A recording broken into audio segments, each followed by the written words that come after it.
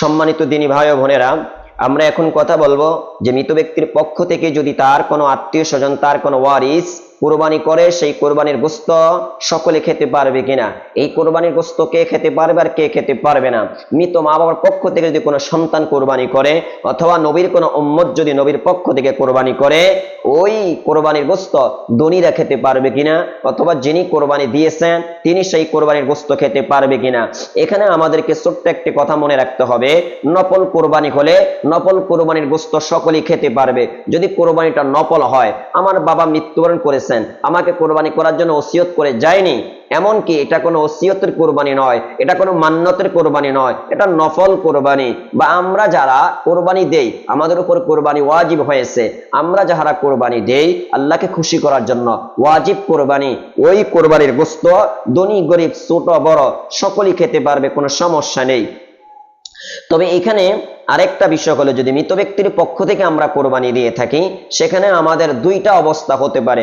এক নম্বরে হলো, মৃত ব্যক্তি কোরবানি করার জন্য যদি ওসিয়ত করে গিয়ে থাকে, মৃত্যুর পূর্বে যদি আপনার বাবা, আপনার মা, আপনার আত্মীয় স্বজন যদি কোরবানি করার জন্য ওসিয়ত করে গিয়ে থাকে, সেই কোরবানি তার তেজ্য সম্পদের 3/1 থেকে দেওয়া হলো ওয়াজিব।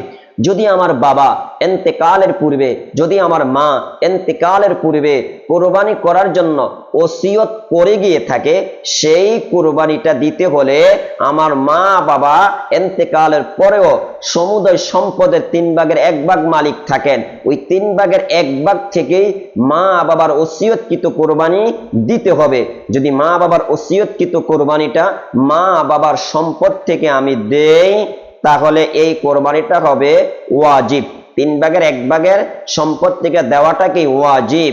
আর এই কোরবানির গোশত নিজেরা খেতে পারবে না, গরিব মিসকিনদের মাঝে বন্টন করে দিতে হবে। মাসআলাটা আবারও বলছি, মা বোনেরা, সম্মানিত দিনী ভাইয়ারা, মনোযোগ দিয়ে শুনেন। আপনার বাবা, আপনার মা যদি ইন্তেকালের পূর্বে যদি কোরবানি করার জন্য ওসিয়ত করে গিয়ে থাকে, আপনার বাবা মা যদি ইন্তেকালের পূর্বে আপনাকে কোরবানি করার জন্য ওসিয়ত করে গিয়ে থাকে, হে আমার ছেলে, আমি ইন্তেকাল করার পরে আমার পক্ষ থেকে কোরবানি দিবে, এই কোরবানি করার জন্য ওসিয়ত করে গিয়ে থাকে, তাহলে এই কোরবানিটা আপনার মা বাবার তেজ্য সম্পদের 3/1 থেকে দেওয়াটাই ওয়াজিব। যদি আপনার মা বাবার তেজ্য সম্পদের 3/1 থেকে দেন, এই কোরবানির গোশত আপনি নিজে খেতে পারবেন না, ধনীরা খেতে পারবে না, এটা সম্পূর্ণ গরিব দুঃখী অসহায় যারা, তাদেরকে দিতে হবে, তারা খেতে পারবে, অন্যরা খেতে পারবে না।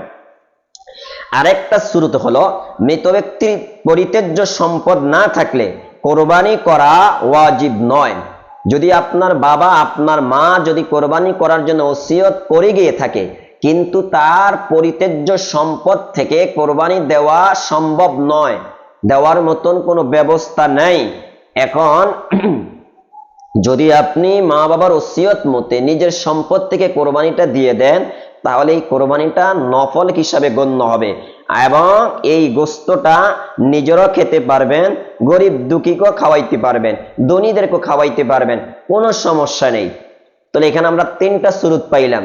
প্রিয় মা বোনেরা, প্রিয় মুসলিম ভাই ও বোনেরা, এই মাসআলাটা আমি আবারও আপনাদের সামনে উপস্থাপন করছি। মৃত ব্যক্তির পক্ষ থেকে যদি কেউ কোরবানি দেয়, মৃত মা বাবার পক্ষ থেকে যদি কেউ কোরবানি দেয়, মৃত দাদা দাদির পক্ষ থেকে যদি কেউ কোরবানি দেয়, তবে এখানে ভালোভাবে মনে রাখতে হবে, নিজের ওয়াজিব কোরবানি দেওয়ার পরে যদি আপনার সামর্থ্য থাকে, তৌফিক থাকে, তাহলে আপনি মৃত ব্যক্তিদের পক্ষ থেকে কোরবানি করতে পারবেন, কোনো সমস্যা নেই। কেন, আগে নিজের ওয়াজিব আদায় করতে হবে, তারপরন্তে নফল। এই নফল কোরবানি যদি আমরা করি, মৃত ব্যক্তির পক্ষ থেকে যদি আমরা কোরবানি করি, সেই কোরবানির গোশত কারা খেতে পারবে আর কারা খেতে পারবে না, এখানে আমাদের 3টা কথা মনে রাখতে হবে।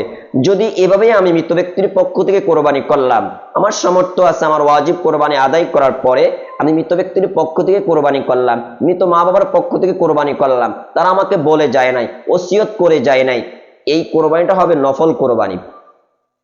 তাহলে এই কোরবানির গোশত সকলেই খেতে পারবে, ধনী গরিব ছোট বড়, যিনি কোরবানি দিয়েছেন তিনিও খেতে পারবে। আরেকটা সুরত হলো, যদি মা বাবা মৃত্যুর পূর্বে ওসিয়ত করে গিয়ে থাকে, তাহলে সেই কোরবানিটা মা বাবার তেজ্য সম্পদের 3/1 থেকে করতে হবে, এবং কি 3/1 সম্পদ দিয়ে সেই কোরবানিটা করা ওয়াজিব। আর এই কোরবানির গোস্ত ধনীরা খেতে পারবে না, যিনি করবেন তিনি খেতে পারবেন না। এটা সম্পূর্ণ গরিব দুঃখীদের মাঝে বন্টন করে দিতে হবে। তৃতীয় নাম্বার হলো, মা বাবা ওসিয়ত করে গিয়েছেন সত্য, কিন্তু মা বাবার কি নাই? সম্পদ নাই। মা বাবার 3/1 সম্পদ দিয়ে কোরবানি করার মতন সেই ব্যবস্থা নাই। এখন যদি তার ওয়ারিস যারা, তার আত্মীয় স্বজন যারা, তারা যদি কি করে কোরবানিটা নিজের পক্ষ থেকে মা বাবার ওসিয়ত মোতাবেক কি করে দেয়? আদায় করে দেয়। কিন্তু এটা ওয়াজিব হবে না, এই কোরবানিটা ওয়াজিব নয়, এটা নফল কোরবানি হয়ে যাবে। তাহলে এই কোরবানির গোশত যিনি কোরবানি করেছেন তিনিও খেতে পারবেন, ধনী গরিব ছোট বড় সর্বস্তরের মানুষ খেতে পারবে।